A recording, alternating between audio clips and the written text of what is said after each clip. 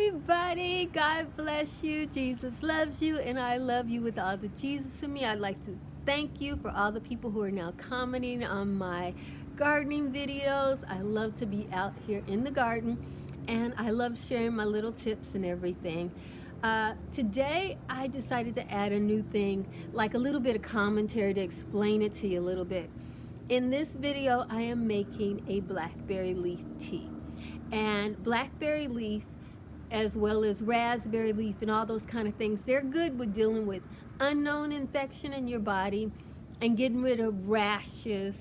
I think blackberry even helps you if you have diarrhea, like a diarrhea that you don't really know what's causing it, but obviously there's infection associated with it. So I'm going to show you a really easy way to make blackberry leaf tea. And if you have brambles, blackberry brambles get out of control. So you tend to have a lot of blackberry leaves, and blackberry leaves are a seasonal thing. If you don't eat them by a certain time or use them in a tea specifically, by a certain time, of course, they will turn brown, and then they become fertilizer in the soil. So I just wanted to share with you why I'm making this blackberry leaf tea. If you have blackberries, or if you see wild blackberries or raspberries, you can, grab a few of those leaves and make yourself a very good fall tonic. Fall is the time when we traditionally make this particular tea, because if you don't make it in fall, you can't make it in winter. The leaves are gone in winter. Even here in Southern California, my blackberry leaves will fall. They will become fall color and then fall to the ground. And over the winter time, my vines are naked. So I'm gonna get started and show you how to make the tea. I'll give you a few shots of, I already pulled these blackberries. I didn't think to do this talk until afterwards, but I'll show you the blackberries I got left. That's my blackberries. The grass is growing through the blackberry. The blackberry is a very good companion plant. Blackberry, it doesn't kill plants. It may cover the space, but it does not kill your plants. It grows very well with just about anything, and underneath your blackberry bushes, there's no telling what's growing. In my case, it is the wild California bluegrass, and I would normally pull that grass up, but of course, since I'm harvesting the blackberries, I am pulling the grass as I harvest them. I just wanted to share with you what a ripe golden delicious raspberry looks like. It fell on the ground. I have to get it. I tell you, life. Okay, so here it is. And how do you know it's ripe? When it falls off like that, that is a ripe raspberry. And it is golden. I'm taking you through some different light. My skin tone is not as ideal as the green. Yeah, so now you can see the color. I'm gonna give it the old taste test. This one's got a lot of raspberry tart to it. It's a little dry because I didn't water enough. You can see I didn't water enough, but it's delicious. Make great pies. If you want to grow red raspberries in Southern California, it can be done. This is my red raspberry. It's not ready yet though, but that's what it looks like. And this is called a vintage raspberry. As you can see, it's pretty big, but it's not red enough yet. So there's the second one. I would do a taste test for you, but I don't want to waste it, and I share these raspberries with the squirrels, So there it is. So let's take a look and see if we've got some more berries.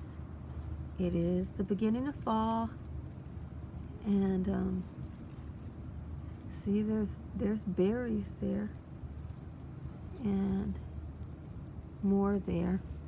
I pretty much let the squirrel eat these. He gets nervous when I comes near it because, this is his food. And let's see if we've got any red berries. This is the vintage, and looks like the squirrel ate all the red berries off of this one. I had seen some red berries, and I didn't get to them in time to show them to you. Well, I showed it to you before it was ripe. Yeah. Now, if you look at this right here, that's a berry that was eaten. You see, there's the hull of it. So, it's gone, guys. It's gone. I eat the leaves. So, I don't... Oh, look at here.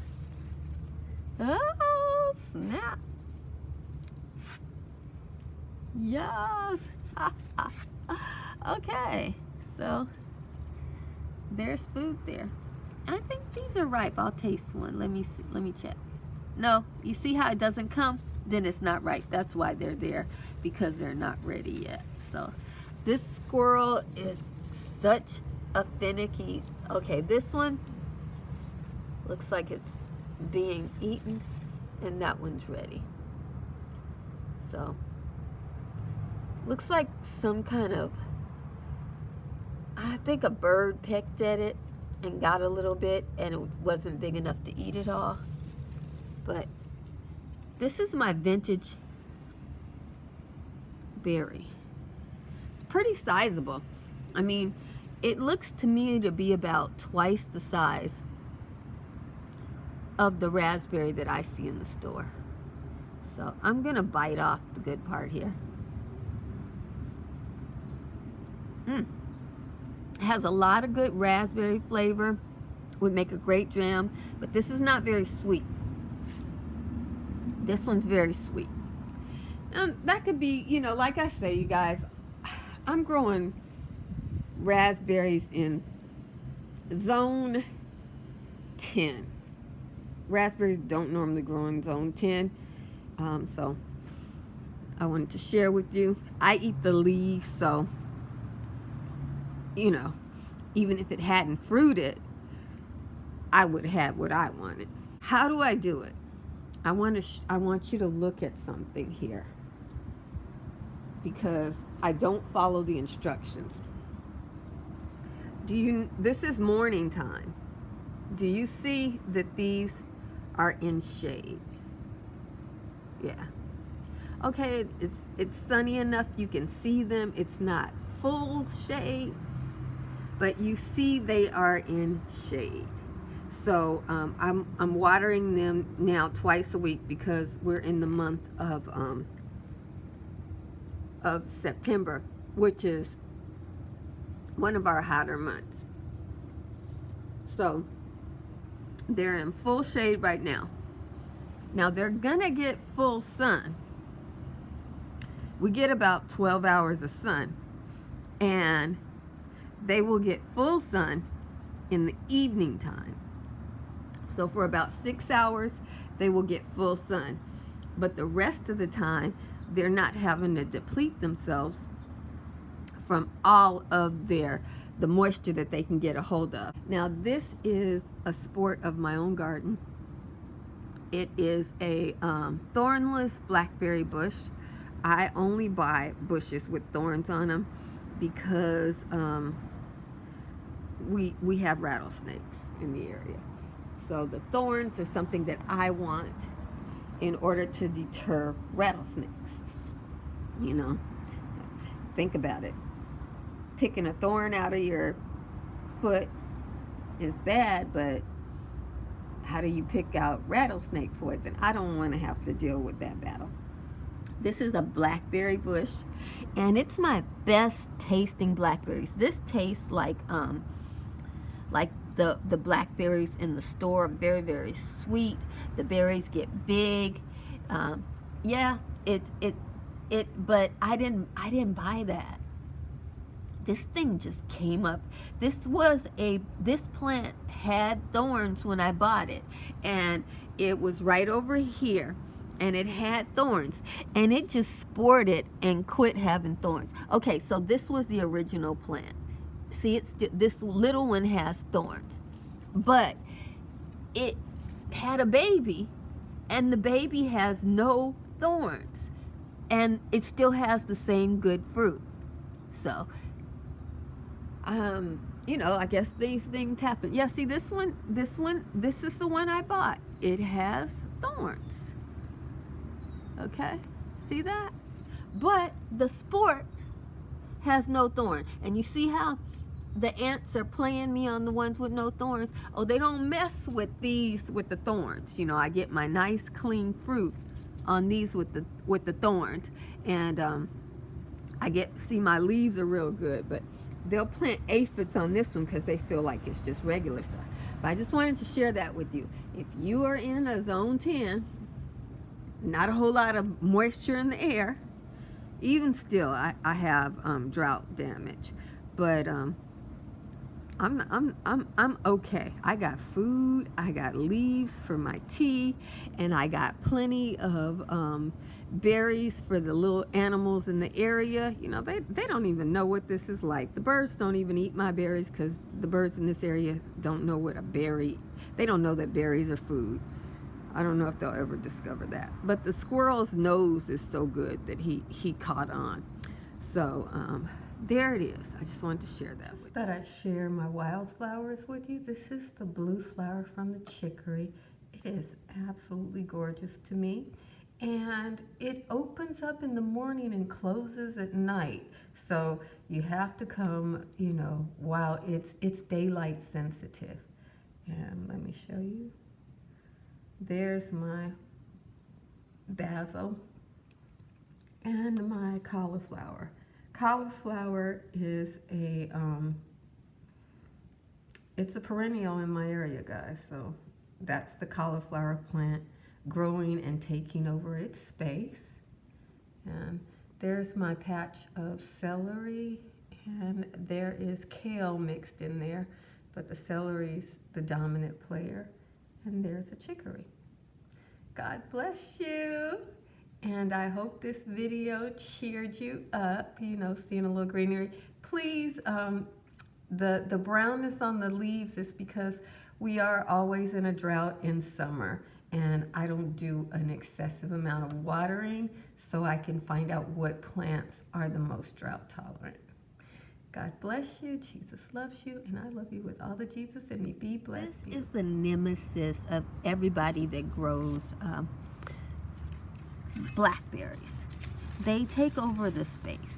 So, you know, you have to just weed and grow your blackberries in a small area, or rent some goats. You know, those are your two options. So, I'm going down here. Yeah, I don't have on any gloves or anything like that, because you got to get your blackberries out from the root, guys.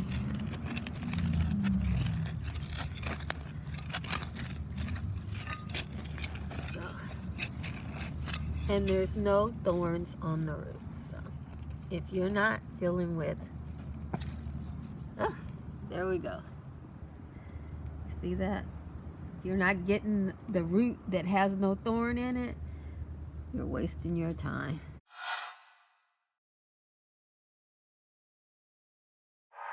I picked some fresh blackberry leaves from the garden, and I wanted to show you how to make blackberry leaf tea.